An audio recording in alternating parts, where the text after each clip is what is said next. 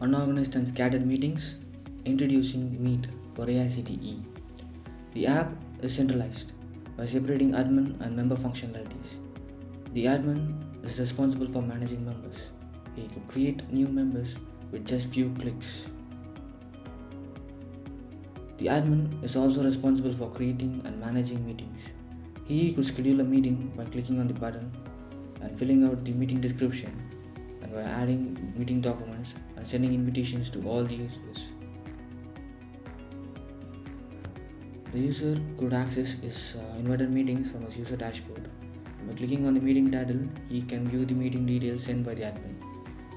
And he can also upload a speech script in the agenda panel that is going to refer during the meeting. He can also input all the questions that he is going to ask during the meeting. Along with the agenda, the user could also take notes of the meeting simultaneously from the right dashboard.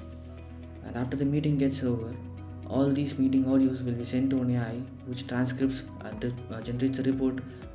Recorded version of the meeting, agenda and notes prepared by the user along with the AI generated report will be available on the user's dashboard, and he can access them through the past meeting section.